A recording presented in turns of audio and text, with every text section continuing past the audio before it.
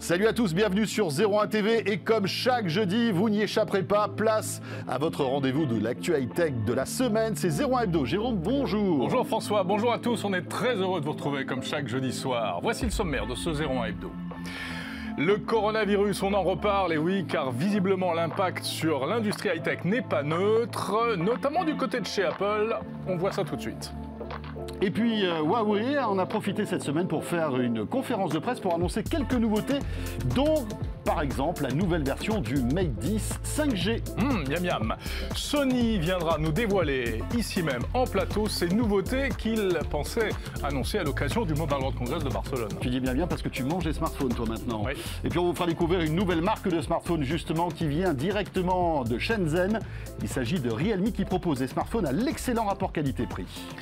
Enfin François, 01 Hebdo ne serait pas 01 Hebdo sans la chronique de Jordan Cossino consacrée aux insolites. Il faut de temps en temps web. des petites imperfections. De l'info et de la bonne humeur, c'est tout à l'heure. Voilà, merci d'être avec nous. Bienvenue dans ce 01 Hebdo sur 01 TV.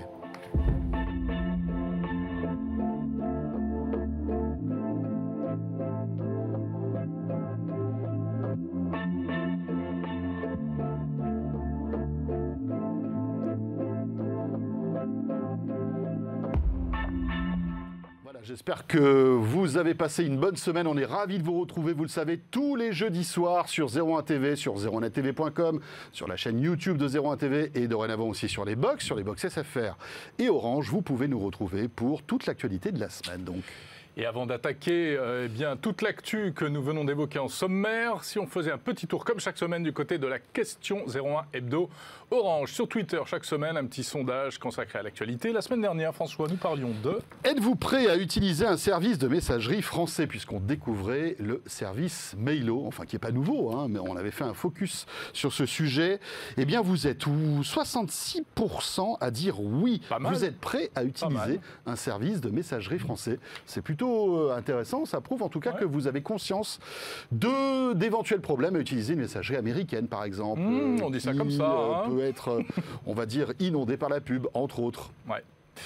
Et notre question 01 Orange de ce jeudi, eh bien, on va revenir sur l'actualité brûlante des smartphones pliables. Oui, il y a du pliant partout. Voilà. On vous pose cette question. Quel smartphone pliant vous attire le plus?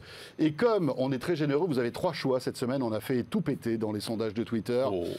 Vous avez le Mate 10, vous avez le Galaxy Z Flip, ou bien le Galaxy Fold. C'est le vieux, le Galaxy Fold. Enfin, le vieux, oui, il y a quelques mois, le vieux pliant. Donc, n'hésitez pas, vous avez ces 3 propositions. C'est notre question 01 Orange de ce jeudi. Et on fera le point, bien sûr, tout au long de cette émission. Vous avez 8 jours pour voter, enfin 7 jours exactement. Exactement. Voilà, on démarre tout de suite avec l'actu de la semaine.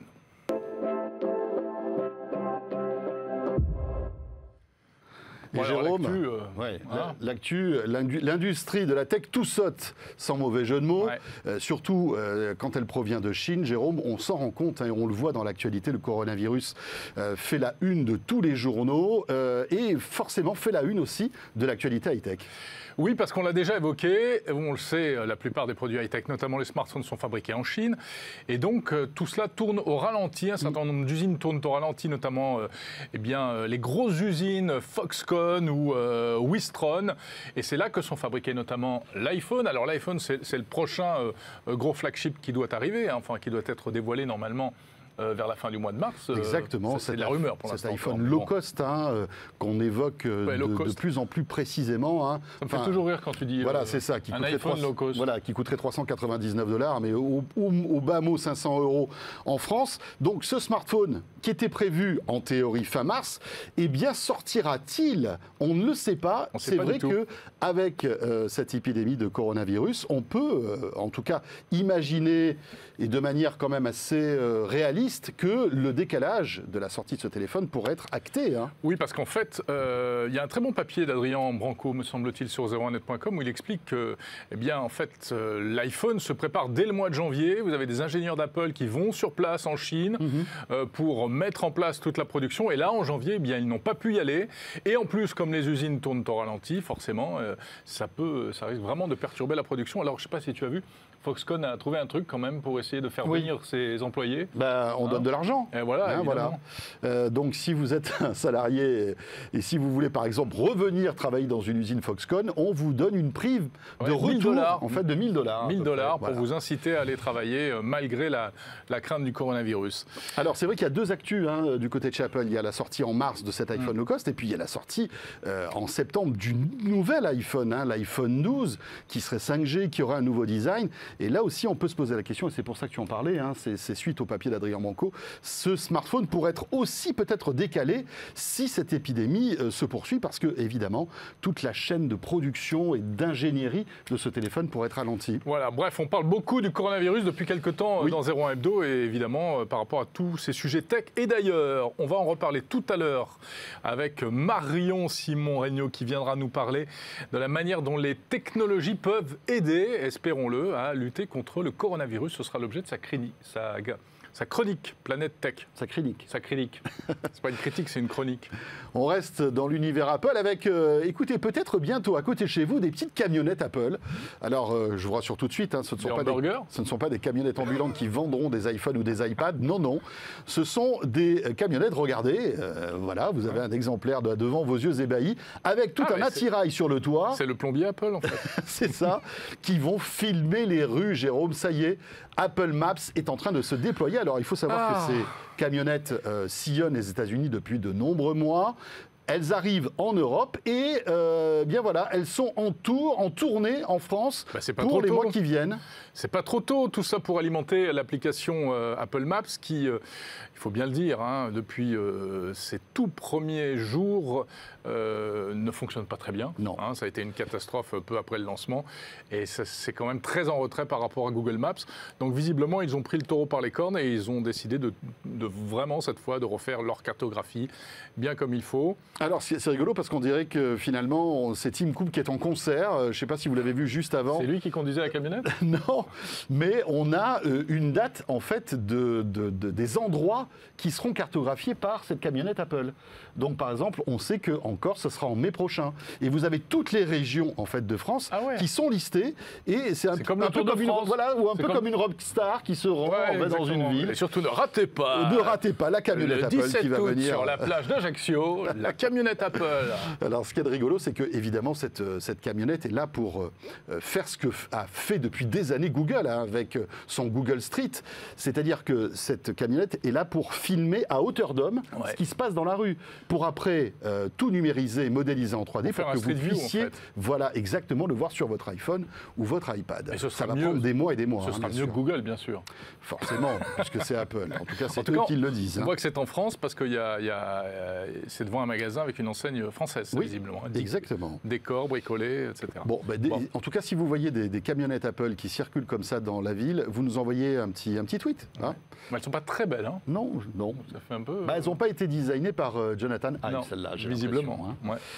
Bon, Jérôme, on va aller faire un petit détour du côté de la Chine maintenant. Alors oui, la Chine, mais l'Europe également. On va, écoutez, puisque vous l'avez compris, on parle beaucoup de la production, des aléas de la production des produits high-tech. On va aller dans une usine. D'un constructeur chinois que vous connaissez. D'un constructeur chinois, mais l'usine est en Europe. C'est une usine d'assemblage de téléviseurs. Et c'est assez étonnant. Vous allez voir des images qui sont vraiment intéressantes si vous êtes fan de high-tech. C'est Dimitri Charitsis qui est allé dans cette usine d'assemblage et qui nous montre comment sont fabriqués nos téléviseurs aujourd'hui.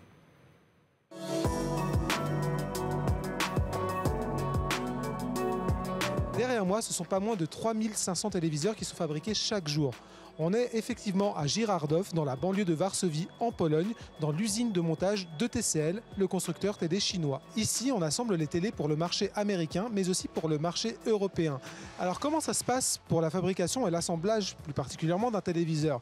Tout d'abord, la dalle et la majorité des composants viennent de Chine. Ce qui est plutôt intéressant, c'est que ça vient dans l'emballage final du téléviseur qui arrive directement sur ces grands rayons et qui est entreposé ici pendant quelques heures. Pour venir de Chine, chaque dalle met à peu près 2 semaines. Ça vient en train jusqu'à un transport ici qui se fait en camion pour amener les dalles directement dans l'entrepôt. Dès qu'il arrive ici, le téléviseur est réouvert et on implante sur la dalle les derniers composants, c'est-à-dire la carte mère et les différents câbles qui vont relier toutes les parties du téléviseur. Le processus qui amène un téléviseur de la dalle jusqu'à l'emballage final consiste à assembler d'abord les principales pièces et ensuite à vérifier la fiabilité de chaque composant. On va par exemple vérifier que toutes les sorties fonctionnent correctement en branchant à chaque fois le câble dédié. On va aussi vérifier le gamma du téléviseur pour vérifier que l'image est bonne et qu'il n'y a pas de soucis sur cette partie de l'assemblage. Il faut savoir que toutes ces vérifications ont déjà eu lieu une première fois en Chine, mais à partir du moment où les pièces sont retouchées ici, TCL impose une nouvelle vérification. Si l'assemblage se termine avec ces derniers coups de vis et leur emballage dans le carton, le téléviseur n'est pas pour autant libéré à ce moment-là de l'usine. Il y a évidemment une nouvelle étape de vérification. Celle-ci est faite complètement au hasard et elle consiste à prendre à peu près 3,5% de la production quotidienne. Et là, on va passer à une étape de test qui consiste à utiliser le téléviseur comme il le serait dans n'importe quel salon. Donc on va regarder Netflix dessus, on va vérifier les différents contenus, on va vérifier que le signal Dolby est correctement décodé, que le son passe bien. En réalité, on va vraiment utiliser le téléviseur comme tout un chacun. Finalement, tout ce qui est colorimétrie et calibration du téléviseur ne se fait absolument pas sur l'usine de montage, c'est fait en amont en Chine avec les produits qui vont ensuite arriver ici. Tous ces téléviseurs, une fois qu'ils sont terminés, une fois qu'ils sont achevés, vont être entreposés dans un énorme hangar qui compte à peu près 100 000 places. Ils vont rester là quelques heures à peine avant d'être envoyés partout en Europe et aux États-Unis. Et voilà, vous savez tout sur ce qui se passe. Vous connaissez maintenant l'envers du décor. C'était en Pologne, cette usine. J'ai peut-être oublié de le préciser tout à l'heure. Voilà, on va dire le point européen stratégique du constructeur chinois TCL.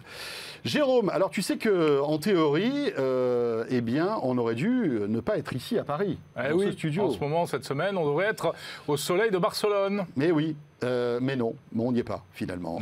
Alors évidemment, on va encore en remettre une couche sur le coronavirus qui, vous le savez, a ébranlé toute l'industrie, est en train d'ébranler une partie de l'industrie high-tech, mais aussi des salons. Hein. Il y a le salon de l'horlogerie à Genève qui a été annulé il y a quelques heures. Par contre, ça ne perturbe pas les matchs de foot ni les salons de l'agriculture. Ni le salon de l'agriculture, en effet. Et en tout cas, ça a carrément annulé le Mobile World Congress de Barcelone qui devait donc se dérouler actuellement. Le grand rendez-vous, la grand-messe de la téléphonie mobile. Eh bien, nous, vous savez quoi ? Malgré tout, comme on est un peu nostalgique, on va parler du Mobile World Congress qui n'a pas eu lieu. Voilà, c'est comme ça. Parce que, malgré tout, les constructeurs de smartphones ont des annonces à faire. Exactement. Et il y en a qui étaient sur place.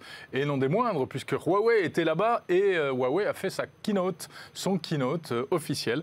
Richard Yu, le PDG, est monté sur scène. Alors, il n'y avait pas grand monde dans la salle, mais c'était diffusé en vidéo un peu partout dans le monde. Donc, un événement de présentation de tous les produits Huawei. Et il y en a pas mal. Et on va commencer évidemment par la nouvelle génération du smartphone pliant de Huawei. Il s'agit du Mate 10S. Rappelle-toi, Jérôme, nous étions complètement fébriles l'année dernière lorsque nous avions touché ce smartphone. Ouais, le Mate 10, la première version donc. Exactement, qui a la particularité en fait d'avoir l'écran à l'extérieur. Ça nous avait vraiment étonné, ce design. En fait, c'est l'inverse du Galaxy Fold. Et bien là, donc, la nouvelle version sort. Elle s'appelle la version 10S. Et elle est visiblement 5G, ça c'est la première news. Et la deuxième, c'est que cet écran serait plus robuste. Ah bah oui, c'était effectivement l'un des points faibles. Et donc, ils ont renforcé l'écran et on nous annonce 30% de résistance et de solidité en plus. Tu l'as dit, il va arriver, c'est pas du rêve cette fois, il est annoncé, y compris pour la France, au mois de mars. Au prix tout à fait raisonnable de 2 500 €. Pardon ? 2 500 €. 2 500 € le smartphone. Ouais. Voilà. C'est un pliant. Oui. Alors, petit problème aussi, c'est que vous n'aurez pas les services Google sur ce smartphone Huawei. C'est un petit détail léger quand même. Oh, c'est pas grave. C'est pas grave. Bon, Google, ça sert à rien. Google Maps, YouTube, etc. On aura l'occasion d'en reparler, bien évidemment. Autre actualité du côté de chez Huawei, c'est le MatePad Pro. C'est la tablette tactile de Huawei. Exactement, une tablette de 10,8 pouces. Un double capteur photo, un stylet, vous le voyez, un clavier amovible sous forme d'étui. Bon, là, on est vraiment dans des choses très connues, hein, qui existent évidemment chez Apple et chez Samsung. Eh bien voilà, Huawei, même si les tablettes, on le sait, c'est quand même pas le produit high-tech qui se vend le plus aujourd'hui, ils estiment malgré tout qu'il faut être présent, visiblement, et ça continue d'innover. Voilà. Des choses sympas comme cette surcouche, interface surcouche signée Huawei qui permet du multitâche, etc., etc. Oui, alors aussi, hein, là, tout comme le Mate 10, hein, pas de fonction Google sur cette tablette, ce qui est quand même assez pénalisant. Autre nouveauté qui a été annoncée durant cette keynote étonnante, hein, puisque tu disais il n'y avait personne dans la salle, c'est quand même assez bizarre. Eh bien, ils ont fait le show, en vrai. Voilà, le show, en vrai, c'est le MateBook X Pro. C'est un PC, tout simplement, un PC portable signé Huawei, qui est vraiment là, on va dire, dans le haut du pavé, hein, avec 14 mm d'épaisseur, un écran de 13,9 pouces. Je ne sais pas si on a les images. Un PC qui coûtera jusqu'à 2000 €. Hein, donc voilà. La bonne nouvelle, c'est que, évidemment, il n'y aura pas de Google à l'intérieur, puisque c'est du Microsoft.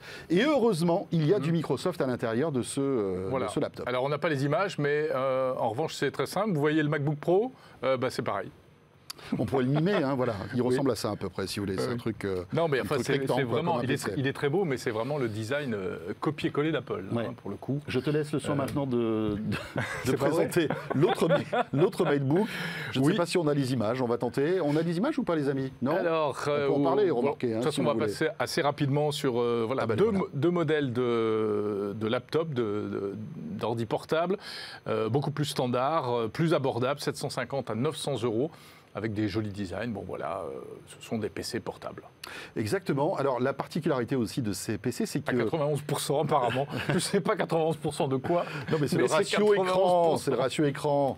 Je sais que c'est la mode ça. On essaie de calculer le ratio de l'écran. Juste une particularité que Huawei pousse, en fait, c'est que leur PC est véritablement en continuité avec le smartphone, tu sais, pour essayer de reproduire l'expérience utilisateur qu'on a avec Apple et l'iPhone et le MacBook. C'est-à-dire que là, vous allez pouvoir échanger très facilement des fichiers sans fil entre un smartphone Huawei et le PC Huawei. C'est assez intéressant, c'est très réussi. Encore une fois, voilà des machines qui sont en partie pénalisées par l'absence de services Google sur le smartphone. Voilà, donc là, c'est le magnifique MateBook X Pro que nous apercevons, je pense. Et puis, vous le savez, Huawei se positionne sur la 5G avec notamment un nouveau modem routeur 5G, puisque ça sera peut-être le futur. Hein. Dans quelques mois, quelques années, on aura un modem routeur 5G qui vous permettra donc de capter la 5G et puis après de restituer cette 5G en Wi-Fi. Voilà. Huawei est déjà sur le coup. J'aurais bien aimé ce matin, moi, ma connexion fibre qui a claqué chez moi. Voilà, j'aurais aimé, j'avais plus de fibre. Ah, c'est pour ça que tu es un peu stressé. Oui. Et oui, voilà. Un peu nerveux. Et puis, dernière news, alors qui est un teasing. Oui, il est Wi-Fi 6, bien évidemment. Dernière news, c'est fin mars et c'est à Paris, je crois que c'est le 26 mars pour être précis, donc dans notre belle ville, que Huawei annoncera le nouveau flagship de Huawei. Il s'agit du P40. Le P40. Voilà, donc la date a été officialisée et on aura l'occasion d'en reparler lors de cette keynote fin mars. Voilà, ça c'était Huawei. On a parlé les semaines précédentes de Samsung qui avait fait son événement et vous vous dites évidemment, mais les autres, tous ceux qui devaient annoncer des choses super à Barcelone, eh bien, réjouissez-vous, ils sont avec nous. Alors on en aura deux, c'est déjà bien. Voici notre dossier smartphone de ce jeudi.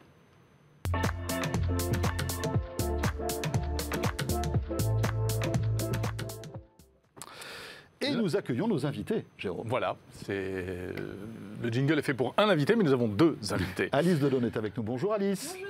Bienvenue sur le plateau de 01 Hebdo.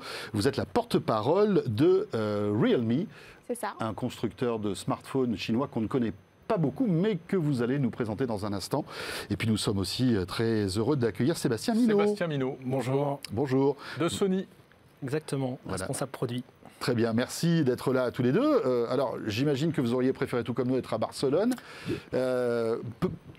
Première petite question, est-ce que ça a un vrai impact, l'absence, en tout cas l'annulation de ce salon pour Sony Mobile ?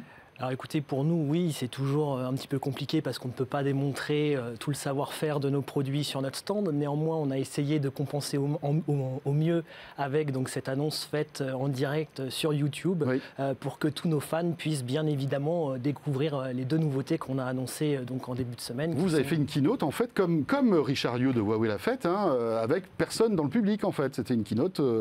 Voilà, un peu fantôme en quelque sorte. Exactement, pas un fantôme, je ne sais pas. Non, parce qu'il y avait un vrai speaker, il y avait le responsable de Sony, mais voilà, c'est un peu bizarre de faire une keynote comme ça sans public. C'est peut-être le futur des salons, ça, des keynotes diffusées et que tout le monde regardera en vidéo. Alors, quelles sont les nouveautés que justement vous avez annoncées, vous auriez dû annoncer au Mobile World Congress? Alors, on a annoncé 2 smartphones. Le premier qui est le Xperia 1 Mark II, donc lui qui est notre premier smartphone 5G et qui est vraiment conçu pour la vitesse en fait, donc à la fois sur la 5G, mais aussi sur ses capacités d'autofocus, puisqu'on va retrouver un autofocus qui va prendre des photos avec une prise de vue en rafale équivalente à un appareil photo tel que l'Alpha 9.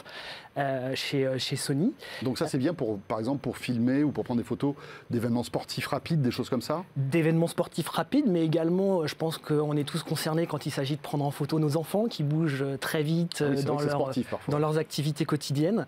Voilà, donc on est grâce au Xperia 1 Mark II toujours capable de saisir le bon moment avec la bonne expression sur le visage grâce à ses capacités d'autofocus. D'accord, donc vous misez sur la photo, c'est ça? Alors, sur la photo, oui, dans un premier temps, mais aussi Sony, il ne faut pas l'oublier, c'est une société qui crée de l'entertainment au sens large. Donc, les autres particularités de ce smartphone, c'est d'offrir en même temps un écran 4K HDR OLED pour les clients, d'accord, donc pour avoir une extraordinaire visualisation de films sur son smartphone. Donc, avec un écran qui a aussi la capacité de pouvoir reproduire très fidèlement les couleurs à l'écran. Et donc, tout ça, c'est basé sur le savoir-faire Cinealta de Sony. D'accord. Un mot quand même sur le capteur. On voit qu'aujourd'hui, il y a une course à la multiplication des capteurs derrière les smartphones. On l'a vu encore avec le Galaxy 20 Ultra qui pousse jusqu'à un zoom 100x. Où est-ce que vous en êtes dans les zooms? Est-ce que justement vous travaillez aussi pour améliorer la qualité des zooms sur les smartphones Sony? Alors au niveau des zooms, nous on a l'expertise photo aussi chez Sony grâce à notre division donc Sony Alpha. Et quand on regarde aujourd'hui la majeure partie des usages de la part des photographes, on voit que les focales les plus utilisées aujourd'hui se trouvent entre 16 et 70 mm tout simplement. On couvre la majeure partie des usages entre ces 2 focales. Donc c'est pour ça que sur le Xperia Mark II, on a décidé d'avoir 3 objectifs différents donc, qui sont un 16 mm, un 24 mm et un 70 mm qui vont nous permettre de couvrir donc, la majorité des usages et en plus d'avoir un capteur time of flight qui va nous permettre de pouvoir optimiser l'autofocus encore une fois et d'avoir un autofocus ultra rapide même en faible conditions lumineuses quand on prend ces photos. Avec toujours cette capacité, enfin cette particularité de votre écran 21/9. Tout à fait, le format cinéma, qui permet de regarder tout simplement ces films dans leur format original sans avoir de bande noire sur l'écran de son smartphone. Et il est 5G. Voilà, exactement. C'est un peu une obligation maintenant. Les générations de smartphones présentées en 2020 sont tous 5G finalement. Oui, tout à fait. Ils sont tous 5G. Donc dans le haut de gamme, aujourd'hui, on se doit d'avoir un smartphone 5G prêt pour ces nouveaux réseaux haut débit. L'audio, chaque année, vous mettez l'accent sur l'audio. Là, il y a quelque chose de... Oui, tout à fait. Alors, l'année dernière, on avait annoncé à l'IFA le 360 Reality Audio, donc, qui est en fait un format audio qui permet d'avoir vraiment un son à 360 degrés quand on écoute de la musique. Donc là, c'est exactement la même chose. C'est une fonctionnalité qui est intégrée sur le Xperia 1 Mark II. Donc, on peut avoir ça, un son 360 degrés que vous retrouvez sur des plateformes comme Deezer, par exemple. Sébastien Minot, on voit que c'est quand même compliqué pour Sony aujourd'hui dans le monde du smartphone. Il y a pléthore de concurrents qui arrivent, alors des historiques comme les Samsung, comme Huawei, alors même si Huawei est dans une position un peu délicate, il y a Apple bien évidemment, il y a de nouveaux acteurs qui arrivent comme Xiaomi, comme Oppo, comme Realme. Il y en a qui lâchent un peu l'affaire, comme LG. Voilà, il y en a qui lâchent un peu l'affaire comme LG, en effet. Où en est la division mobile de chez Sony? Est-ce que vous avez des objectifs de vente? Est-ce que c'est on va dire, une activité pérenne chez Sony?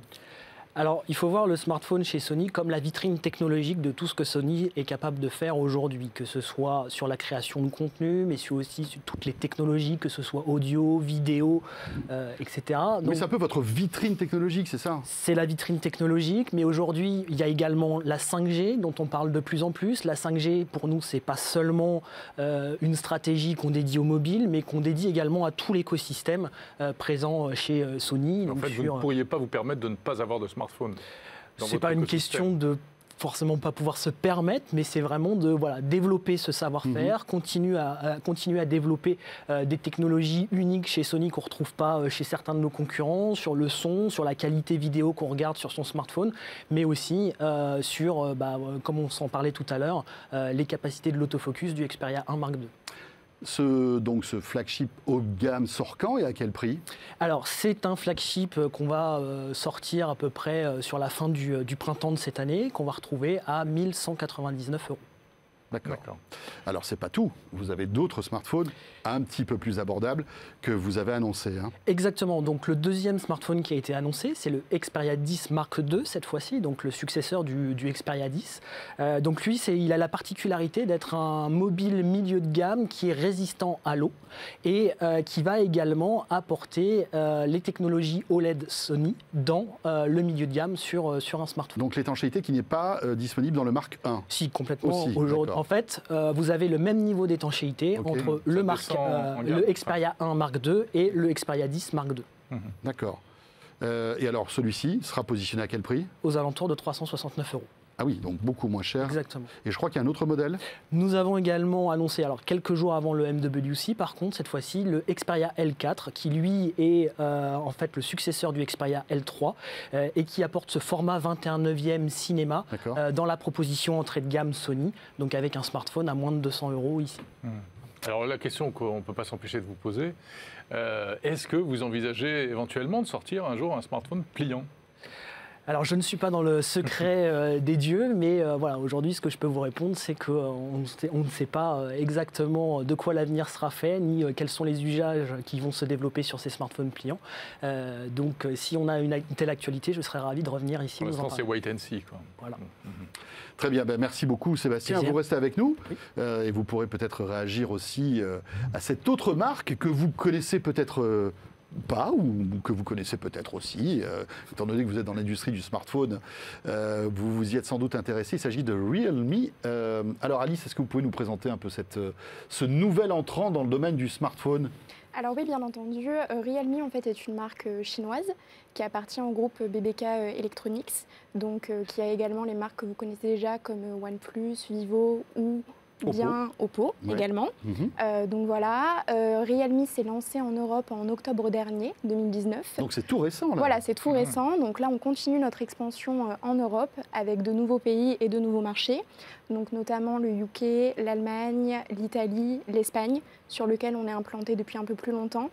On est notamment dans le top 5 des marques smartphones en Espagne. D'accord. Donc voilà. Et puis vous êtes une marque toute jeune, hein ? Oui, je crois que la marque a été créée en 2018 c'est ça, par l'ancien vice-président d'Oppo Electronics, qui est notre CEO et qui s'appelle Sky Lee. Donc voilà, non, c'est une marque assez récente mondialement, mais qui est quand même maintenant numéro 7 dans les constructeurs de smartphones dans le monde. Bon, alors est-ce que vous pouvez nous expliquer comment vous allez vous distinguer de toute cette concurrence dans les smartphones? Quelle est la particularité de Realme? Alors, on n'a pas la même stratégie que nos concurrents, ce qui est normal, chaque constructeur a sa stratégie établie. Nous, c'est vrai que notre cœur de cible, c'est les jeunes. Donc on va vraiment en fait les sonder pour connaître leurs attentes, pour pouvoir établir des produits qui leur sont destinés. Donc qui dit les jeunes, ce sont des produits du coup qui sont plus abordables que ce que nos concurrents peuvent faire. Donc voilà. Donc c'est une stratégie qui est complètement différente par rapport aux autres constructeurs, mais ça marche plutôt bien. Realme a commencé à s'implanter. Le premier pays dans lequel la marque s'est implantée, c'est en Inde, où en l'espace de 3 jours, ils avaient vendu plus d'1 million de smartphones. Et ensuite en Chine, en Asie du Sud-Est et maintenant au niveau de l'Europe. Mais est-ce que vous faites la course à l'innovation aussi comme les autres marques? Parce que si vous dites que justement c'est des smartphones pour les jeunes qui coûtent moins cher, forcément s'ils coûtent moins cher, vous pouvez même mettre moins de technologie que des smartphones haut de gamme de chez Oppo ou de chez Xiaomi par exemple. Alors c'est pas notre stratégie. Notre stratégie c'est vraiment proposer donc du coup à notre jeune public des smartphones qui ont quand même des technologies de pointe, mais avec un design tendance et un prix abordable. Parce qu'en fait, notre stratégie, c'est vraiment de grandir en même temps que nos consommateurs. Et donc, on pense vraiment que nos consommateurs sont l'avenir. Et c'est pour ça qu'on met à disposition des produits qui correspondent à leurs attentes. Donc avec un marketing un peu comme d'autres marques chinoises avant, basé sur le communautaire, les réseaux sociaux, voilà, etc. C'est ça. Voilà. Donc là, du coup, on vient d'arriver en France depuis octobre 2019. Donc là, on est en train de sonder le marché, voir quels seraient nos clients potentiels. C'est le lifestyle plus que les specs. Voilà, pour les specs aussi, parce qu'on cherche quand même à vraiment proposer des technologies de pointe. On a annoncé un nouveau smartphone lundi dernier. Oui, alors justement, vous n'étiez pas à Barcelone pour cause de votre salon, mais vous comptiez justement sur ce salon pour faire péter le champagne et dire attention, on arrive en Europe et on va faire du bruit. Bon, écoutez, vous garderez les bouteilles. Pas de champagne, mais vous arrivez quand même en Europe. Vous arrivez quand même en Europe. Et donc, vous avez annoncé un nouveau smartphone 5G, c'est ça? C'est ça, le X50 Pro. Donc, qui va être le smartphone le plus haut de gamme de la marque actuellement, donc qui est un smartphone 5G parce qu'effectivement, comme vous le disiez tout à l'heure, c'est incontournable en 2020. On cherche à être vraiment les pionniers dans cette technologie de pointe et en attendant du coup que cette technologie soit accessible au grand public, qu'on soit déjà présent et qu'on soit déjà prêt. Donc voilà, c'est un smartphone du coup qui a de nombreuses technologies, notamment un écran super AMOLED qui couvre 92% de la surface du smartphone. Oui, on voit les images, c'est assez impressionnant. Voilà. Très joli design. Oui, on a également du coup, on l'a également équipé donc d'un système de charge Super Dart de 65 watts, qui permet une charge rapide en seulement 35 minutes, donc ce qui correspond à la charge la plus rapide actuellement disponible sur le marché. 4 capteurs photo à l'arrière et 2 capteurs photo à l'avant. Donc voilà, on a eu d'assez bons retours et on attend de voir. Les premiers tests de nos confrères sont plutôt bons concernant les téléphones Realme avec un bon rapport qualité-prix. C'est ça. C'est ce que je disais tout à l'heure au début, c'est-à-dire qu'on peut avoir un téléphone avec des spécifications haut de gamme pour 600 €, je crois, 500, 600 €. C'est ça. Alors pour le moment, on n'a pas annoncé de prix. Le marché espagnol les a annoncés. D'accord. Ça ne concerne pas encore la France. Mais on peut imaginer que vous allez vous caler. Effectivement, oui, ce ne sera pas loin. Entre le marché et en Espagne, il est vendu à combien? 599 €. 599 Après, ça dépend de la capacité de stockage que vous avez. Mais effectivement, en Espagne, c'est ce prix-là. Et vous avez le droit de mettre Google Android à l'intérieur. Oui, c'est cette chance. Ça peut être un atout par les temps qui courent. Elle a un beau sourire pour ça. Elle fait beaucoup moins la maligne. Et oui, bien sûr, puisque rappelons qu'il n'y a que Huawei qui est... Bientôt, ça va devenir un argument. Et notre smartphone contient Android. Non, mais alors, tu sais que c'est intéressant ce que tu dis. Il y a le constructeur Xiaomi qui communique là-dessus. C'est-à-dire qu'ils mettent Xiaomi et le logo Android à côté. Je pense que chez Huawei, ils doivent quand même apprécier moyennement. Mais ils vont rebondir. Ils sont déjà dans une stratégie. Bien évidemment. Alors, quand est-ce que ce téléphone sort en France? Parce que vous nous parlez de l'Espagne, c'est bien beau Alice, mais on n'est pas en Espagne, je vous rappelle. Alors nous, ça sera ici aussi. Début avril. Il y a un événement de lancement qui est prévu courant mars. Donc on annoncera la disponibilité auprès de nos distributeurs et notamment les prix. Donc voilà, c'est à venir. Il sera distribué où? Alors pour le moment, c'est en cours de réflexion, comme on vient d'arriver sur le marché. Donc on est en train de voir avec nos clients potentiels et nos distributeurs sur quels canaux on doit se fixer pour pouvoir atteindre nos consommateurs. Donc voilà, c'est en cours. Juste pour rebondir sur l'actualité sanitaire et cette épidémie de coronavirus, est-ce que ça pourrait, comme ça a été le cas, que ça pourrait être le cas d'ailleurs pour certains lancements de smartphones, décaler la sortie de ce smartphone en France? Alors pas pour le moment, c'est pas prévu à date. Effectivement, oui, on a eu plusieurs questions par rapport au coronavirus. Donc il est vrai que notre production a légèrement diminué, mais après on cherche vraiment à rattraper notre retard en augmentant du coup la cadence Donc pour le moment, non, pas à date. Même peut-être question pour Sébastien. Oui, Sébastien, et vous? Alors nous, c'est très simple. On est en train de regarder de toute façon les impacts effectivement sur la production liés au coronavirus. Donc dire qu'il n'y aura pas d'impact, ce serait pas vrai. Donc on a un petit peu d'impact, mais on est en train d'évaluer ça. Et dès que la crise sera passée, bien évidemment, on rattrapera. Oui, parce que vos smartphones sont fabriqués entièrement au Japon ou Non, ils sont fabriqués en Chine. Non, on ne communique pas forcément sur les lieux de fabrication de nos smartphones, mais voilà, c'est réparti à travers le monde. En Asie, bien évidemment, principalement. Donc on peut imaginer que ça pourrait avoir un impact. Rappelons aussi que Sony est un grand fournisseur de technologie pour les smartphones. La plupart des capteurs photo qu'il y a aujourd'hui dans les smartphones de toutes les marques, ce sont des capteurs Sony. Il faut quand même le rappeler. Eh bien, merci à tous les deux. J'allais dire un beau Mobile World Congress, mais bon, c'est quand même un peu... éclatez-vous à Barcelone. Voilà, merci beaucoup. Et on va enchaîner tout de suite. Et bien justement, on va encore parler du coronavirus. Oui, quelle belle transition. En effet, on va voir comment on peut lutter contre le coronavirus grâce aux technologies avec Marion Simon-Reynaud.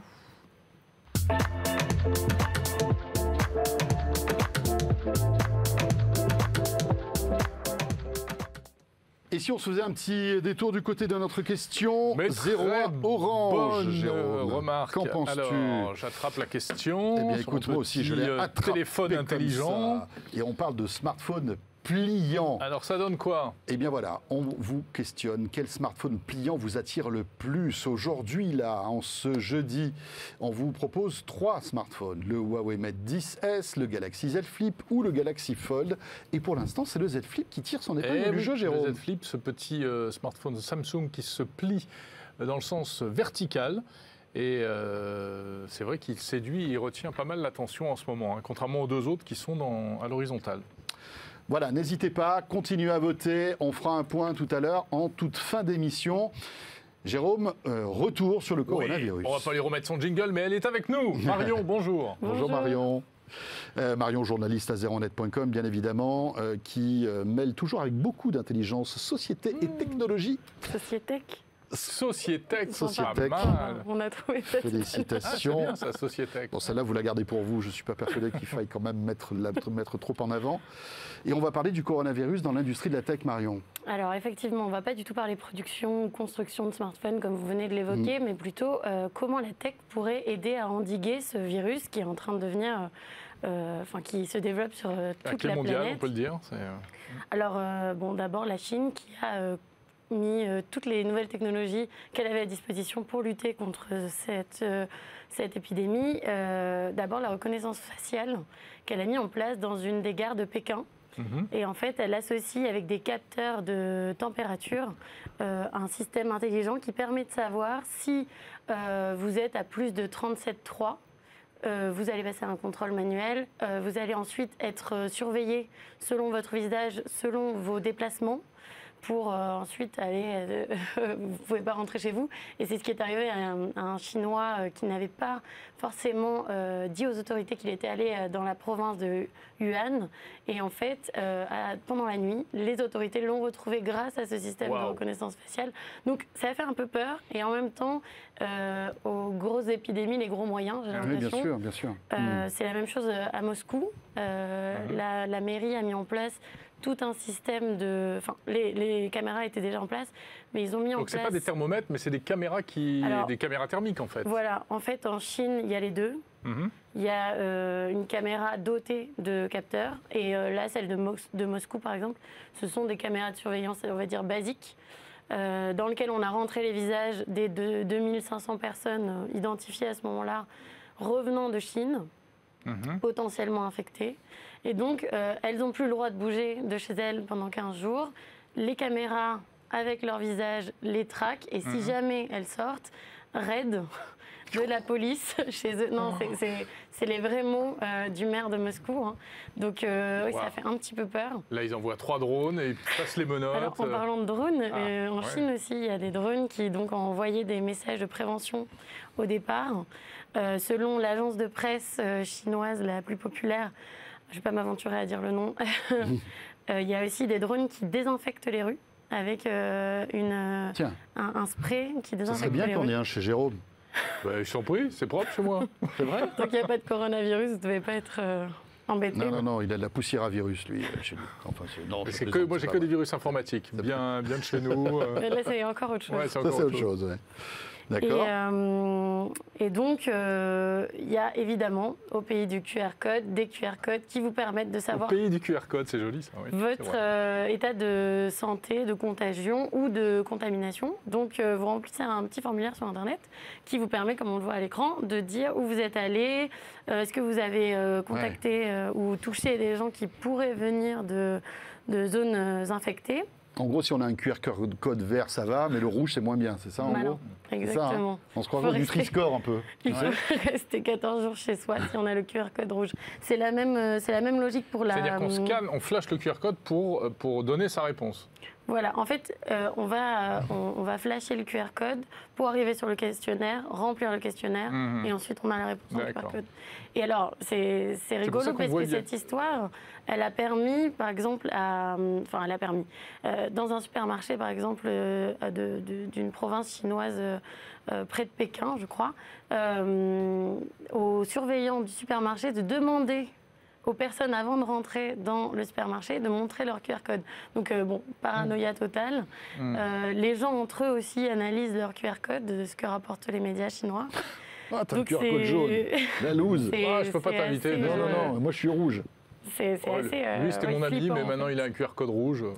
Exactement. Je ne peux plus le voir. C'est-à-dire que là, on est quand même dans une situation qui est assez compliquée. C'est vrai que c'est discriminant, ces couleurs-là. Mais est-ce qu'on a le choix, finalement? Si on ne veut pas propager une épidémie, on est obligé, parfois, d'être un petit peu violent dans certaines actions. C'est vrai que c'est la première épidémie où là, c'est le lâcher total et le déballage total de toutes les technos. On y va sans tabou, sans état d'âme. Et en Chine.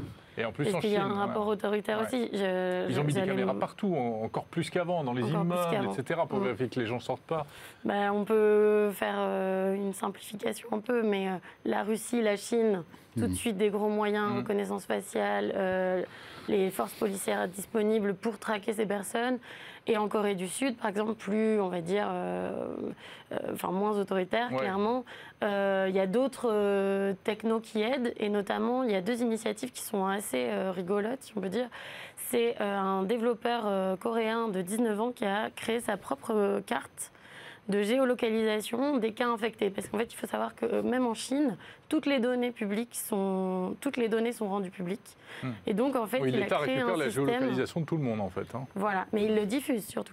Et donc, ce jeune développeur qui a eu accès, qui a compilé toutes ces données, a créé cette carte qui en fait, suit les personnes potentiellement infectées lors de leur déplacement, avec un code couleur aussi de vert à rouge, pour savoir ce qu'ils font. Il y a un autre couple qui a créé un autre site également qui déclare à Reuters ne plus pouvoir dormir tellement il faut rentrer tout le temps de la donnée, il faut mettre à jour. La Corée du Sud, c'est le 2e pays avec le plus de cas après la Chine. Donc c'est assez clair l'utilisation des technologies selon aussi les pouvoirs en place et selon l'usage qu'on va en faire. Pour l'instant, elle n'aide pas à soigner, elle aide juste à traquer, surveiller, identifier. À essayer de limiter l'épidémie et finalement, on s'aperçoit que ça ne marche pas vraiment. Parce qu'en fait, le problème de cette épidémie, c'est la viralité, si on continue sur la métaphore numérique. Exactement. Tout à fait. En France, on n'a pas tous ces outils numériques, non, pour détecter? Alors en France, en tout cas, de manière pas aussi en France, le problème de la reconnaissance faciale n'a pas été encore réglé. Oui. La Commission européenne répond que le RGPD est clair sur cette utilisation de technologie. En fait, s'il n'y a pas c'est une exception si on utilise la reconnaissance faciale. Donc c'est pour ça que Nice, par exemple, a fait des expérimentations, mais c'est fait épingler par la CNIL, c'est fait reprendre devant le Conseil d'État. Oui, c'est très très encadré. C'est très encadré et je ne pense pas que ce soit à l'ordre du jour, vu les polémiques que ça crée. Marion Simon Reynaud, merci beaucoup. Merci à vous. Et vous pouvez retrouver évidemment ce dossier sur 01net.com. Jérôme, on va terminer sur une note un petit peu plus plaisante quand même. Ah mais oui, il nous faut notre petite dose de sourire, de bonne humeur et néanmoins d'information. Oui. Très tech. Avec le Playboy quand même des insolites du web. On peut le dire comme ça. On peut le dire comme ça, ça va. Bon, écoutez, il arrive, c'est Jordan Cossino.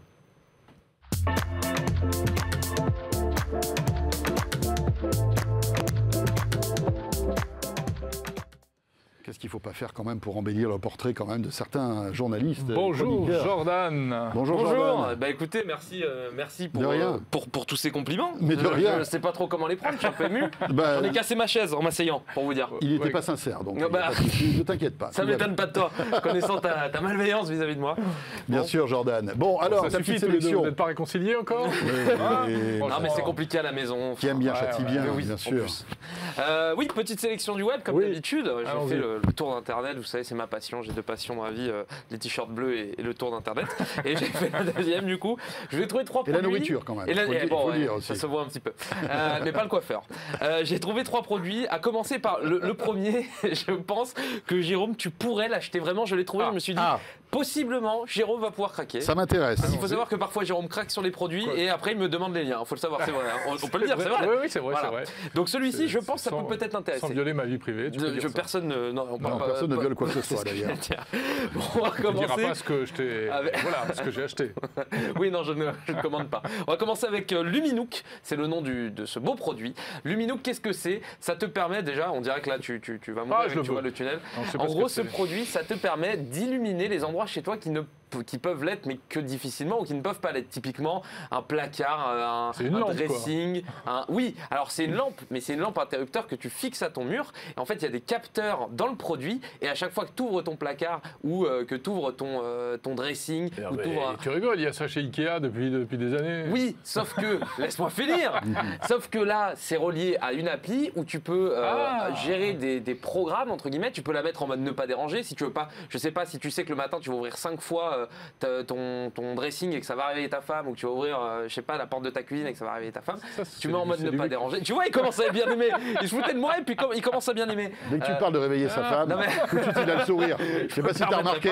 Je me permettrai pas, mais... C'est plutôt le contraire, si vous voulez tout Ouais, savoir. mais bon, bon. voilà, si ta femme te réveille, et tu peux gérer via l'appli pas mal de paramètres, tu peux gérer la chaleur, de la lumière, tu peux gérer l'intensité, la puissance, etc. Je trouve ça plutôt Et c'est intéressant. sur batterie, c'est ça la En fait, particularité? c'est sur batterie et tu peux. Ils te disent que la batterie tient des centaines et des centaines d'heures. Hein. Bon, après, le truc est pas allumé tout le temps. Tu vois, tu restes pas 5 Non. heures devant ton placard à faire Oui. bon, qu'est-ce que je vais manger comme ça, tu vois. Ou alors si Ouais, tu alors, restes 5 heures devant ton il y placard a- allumé ouvert, c'est qu'il faut vraiment les consulter Voilà, quand faut faire un même. petit, faut quelque chose. Ouais, ouais. Il y a quelque chose qui ne va pas. Ou alors t'as un immense placard avec plein de Avec chemises beaucoup de trucs, et tu sais pas quoi choisir. C'est possible aussi. Ouais, ça, c'est pas arrivé. Non, mais voilà, tu peux le mettre sur ta table de nuit, t'en servir en passant la main au-dessus. Vu qu'il y a des capteurs, tu passes la main au-dessus, ça allume un truc dans ta pièce. Enfin, tu peux imaginer plein de choses. Là, on le voit, regarde, elle est à côté, elle est dans son lit, elle passe la main au-dessus. Ça, Ah, voilà. ouais, ouais. Il y a plein d'utilisations possibles. Je trouvais ça rigolo. Ils ont quand même récolté un peu plus de 130 000 euros Pas et ça mal. coûte 59 euros. Oh, Voilà. cool. Et c'est français ce truc-là? Ce n'est pas français. Ce n'est pas malheureusement, français, mais c'est dommage. Ça aurait pu. Luminook. Luminook. Ouais. On enchaîne. Ah ben oui, tiens. Je vais vous amener un peu. Il fait pas très beau à Paris. Je pense Non. qu'en France, c'est un peu le cas partout. Je vais vous faire rêver. Bah, On dans va le sud, partir, dans le sud, c'est mieux qu'ici. Dans le quand sud, même. oui, C'est moi qui te forcément. le En dis, Corse, hein. c'est sympa. Hein. Mais non, mais même plus bas que Plus bas que la d'Azur, Corse, quoi. c'est le Maghreb. Non, mais Côte d'Azur, C'est chez moi, je connais bien, il fait toujours très beau. il y a fait pas de toujours problème. très beau, je sais très bien. Pas de problème. Tout ça pour vous dire, on va Enfin vous bref, amener- c'est tout ça pour dire qu'il n'y a qu'à Paris qui fait un temps pourri, Voilà, quoi. bon, bah, C'est ça le truc. Potentiellement. Mais écoute, on va aller un peu en été avec ce prochain produit. Ça s'appelle GoSun. GoSun, qu'est-ce que c'est? C'est une glacière du futur. Ah, Les glacières, voilà. c'est l'été, c'est les barbecues, c'est la plage. Là, on voit qu'il a un petit souci avec sa glacière, elle marche pas bien. Je ne mangerai pas ce qu'il y a à l'intérieur. Non, là, hein. ça avait l'air de pas être pas top Ça en fait termes plus, de quoi. qualité. Et là, écoute, avec GoSun, c'est une glacière qui intègre une batterie assez gigantesque de quasiment 40 000 mAh, pardon. Ce qui, pour vous donner un ordre d'idée, je regarde un petit peu, je travaille un petit peu, c'est travailles quasiment bien. 10 fois un iPhone, je me trompe pas. Tout à fait, normalement. exactement. Ouais, C'est 10 fois un Eh, iPhone. la chronique s'améliore Ah de ouais, 2 ouais, semaines en ouais, semaine. mais attends, là- Non, mais donc voilà, parce que moi ça me parle pas forcément toutes ces intensités, c'est 10 fois la batterie d'un iPhone, avec laquelle tu peux donc charger des produits, enfin charger ton téléphone si tu veux, mais qui va faire fonctionner ta glacière, qui va te permettre de, en fait, tu n'as pas besoin de mettre des glaçons dedans, elle va pouvoir gérer ça. Tu as un port allume-cigare si tu veux le recharger dans ta voiture, etc. Tu la recharges sur la prise de chez toi aussi. Truc assez intéressant, c'est qu'ils te vendent aussi des panneaux solaires. Si tu veux vraiment être écolo, tu peux recharger ta glacière avec des panneaux solaires. Tu as une petite prise, un embout, et tu peux avoir ta glacière qui. Ils annoncent 14 heures comment dirais-je, de rafraîchissement. On voit même une table solaire. Ils te vendent. Tu peux acheter une table Ils vendent le solaire. chien aussi avec? Alors qui non, le était chien là est très Regarde. mignon. Moi, j'aurais bien aimé l'avoir, mais Ouais. ils vendent pas le chien. Ils vendent pas le chien. Mais donc, tu vois, ils vendent la table solaire, les panneaux solaires pour la recharger en cas de. Ouais, du coup, tu peux partir pique-niquer 8-10 heures. Ouais, sans bah, que c'est ça- 14 heures là que tu peux faire. Donc C'est rigolo ce paradoxe, c'est que c'est grâce à l'énergie soleil qui va réchauffer ce qu'il y a dans ta glacière Ça va que tu arrives à la rafraîchir, refroidir. oui. C'est ça. Alors, pas mal, C'est quand même assez fort de café. Le truc, du froid et truc du assez chaud. fou, c'est que la batterie que vous avez vue là, le gros bloc, ça fait aussi lampe torche. Voilà, ça donc allez savoir pourquoi. ça Mais fait attends, lampe tu torche. sais quoi? Pour tous ceux qui adorent faire des mais en pique-niques vrai, et tout, c'est un bon produit. tu pars 2-3 jours comme ça Bah ouais. entre potes, c'est chouette. Hein. Tu choisis la température, on a pu le voir si tu veux, je sais pas si tu mets du vin à consommer avec modération évidemment, mais si tu mets du vin ou des glaces, bah tu vas pas mettre à la même température, donc tu peux régler la température. C'est vraiment plutôt pas mal fait. C'était pas barbecue ou pose Jérôme Colombin Alors non, il y a des barbecues solaires, mais ça sera l'objet d'une nouvelle chronique. La chronique Mais oui, on en a culinaire. vu. Hein. Bah, par C'est contre, pas connecté du tout ce truc-là. alors ce truc-là, c'est pas connecté. En fait, la techno qu'il y a dedans, c'est l'immense Oui, batterie c'est l'immense qui batterie, va bien sûr. gérer tout ce qu'il y a dedans. Et l'accessoire de photovoltaïque Oui, voilà, qui avec permet de photovoltaïque, recharger. soit ta table, soit ton. Et ça en est téléphone. où de... Écoute, ça a cartonné, ils ont récolté 640 000 €, ça a été financé, la campagne est finie. Wow, les ouais, livraisons, c'était ce mois-ci, donc on peut espérer que ça arrive dans le commerce à plus grande échelle bientôt. Ça coûte quand même à peu près 600 €, hein, c'est Ah ouais, cher. Hein. 600 €. Ah ouais. Ah, c'est costaud, c'est de la bonne glacière. Mais je vous dis pas tout le prix tout de suite, sinon après vous écoutez plus et vous dites, ouais, c'est trop cher. Le Tu vois VRP. Ah, c'est costaud, c'est la bonne glacière. Hein. Moi, je vous le Alors dis, ça, hein, les monsieur, gars. ça, je hein. peux vous dire, c'est du PVC, c'est du bon. C'est du Ça, bon, sûr. hein, celle-là. Vous pouvez y C'est aller. du solaire, hein. Et Bon. C'était pas mal. Ouais, c'était Ouais, bien. c'était bien. Bon, je finis avec un produit beaucoup plus léger. Ah, il y en a encore Moi, ouais, bah, et quand il y en a plus, il y en a encore. Un produit 3 en 1, vous savez, les produits 3 en 1, souvent, c'est de qualité. Ça s'appelle DETI 2.0. C'est, je vais vous l'offrir, je pense. Ah. C'est un produit. Non, bah, alors, c'est pas. Ne le prenez pas mal, hein, vous allez voir ce que c'est. C'est un fer à repasser qui fait aussi outil pour enlever les peluches sur les vêtements, qui fait aussi chargeur, enfin batterie pour recharger vos téléphones. Voilà. Que dire de plus? Très peu de choses, je vais pas m'attarder sur ce produit. Non. On passe, je pense Et qu'il c'est il suffit à lui-même. Faire à repasser sans fil quand même. C'est un fer à repasser, oui, c'est indépendant. Tu remplis juste, on a vu au début, le petit réservoir d'eau. Tu peux repasser ta chemise, Ouais, pourquoi après pas. enlever les peluches sur ton pull et après charger ton iPhone si tu n'as plus de batterie. Voilà. Bah écoute, ouais, à mon avis, tu passes la batterie hein, sur le... Oui, alors c'est vrai. Bah, là, pour le coup, la batterie, on est sur du 8000 mAh, ce qui est bien, mais pas bon. Ouais, c'est un petit repas, c'est un petit défroisseur, on va dire, de voyage. Disons que c'est rigolo ça. parce qu'on n'en a pas vraiment l'utilité nous. Toi qui as tu plein de vois. peluches tout le temps sur ton truc. Oui, voilà. oui, voilà, exactement. Tu vois, Il faudrait- Non, mais c'est ça. Ça peut Bien servir. sûr, J'en ai pas évidemment. l'utilité, ça me fait un peu sourire. Ok, mais tu peux me l'offrir. Voilà, 90 € quand même. Donc on Ouais. va l'offrir sur Noël. Et là aussi, Kickstarter, l'anniversaire. tout ça Là aussi, financé. Kickstarter pas encore D'accord. financé. Ça arrive en mai 2020. C'est sur la bonne voie pour être financé pour l'instant. Et on leur souhaite que ça sorte. Hein. On souhaite évidemment jamais de mal au produit. Absolument. Nickel. Merci beaucoup, Jordan. Bah écoutez, avec plaisir. Et on va terminer ce 01 Hebdo par notre question 01 Net Orange de ce jeudi. On vous demande le smartphone, quel est le smartphone pliant qui vous emballe le plus. Alors ça donne quoi? Eh bien, écoute, pour l'instant, nous en sommes à Galaxy Z Flip. Un peu plus de 50%, Oui. le Mate 10S, donc, qui a été annoncé par Huawei, 24 et quelques %, et puis le Galaxy Fold, qui est à 24,7. Bon, ils sont à égalité en Voilà, fait. ils sont quasi à égalité. Le Mate 10 hein, et le Galaxy Fold. Et on voit que le Galaxy Z Flip eh bien, remporte le maximum de suffrages, visiblement. C'est un smartphone qui C'est nous vrai. intéresse. Moi j'aime beaucoup le personne pertinente 01 TV sur le côté. Je sais pas si vous avez vu, on s'est mis en personne pertinente. Twitter nous a recommandé, ça m'a fait rire. Je l'ai vu tout à l'heure, ça y est encore sur la capture si on l'a. Plus je trouvais ça très drôle. Voilà. On est pertinent. Voilà, regardez, Ah oui, personne c'est pertinente vrai. 01 TV. Bon, ça fait plaisir quand c'est Twitter. On qui est le nous-mêmes dit. pertinents. Voilà, c'est tout. Ouais, Twitter qui est un peu fatigué, Oui, visiblement. aussi. Euh, bête. ce 01 Hebdo est terminé, Jérôme. Oui, absolument. Merci beaucoup de nous avoir suivis. On se retrouve bien entendu jeudi prochain, comme tous les jeudis, pour le grand débrief de l'ActuTech. Je crois que je ne serai pas là jeudi prochain. François, est-ce que tu pourras survivre sans moi? Écoute, je ne sais pas. Je ne sais pas. Mon petit doigt me dit que tu seras en train de te faire bronzer la pilule. C'est possible. T'as intérêt à nous j'espère. envoyer les photos. Parce que là, franchement, mais on sera là, évidemment, pour 01 Hebdo la semaine prochaine. Portez-vous bien. Bonne semaine à vous toutes et à vous tous. Salut à tous.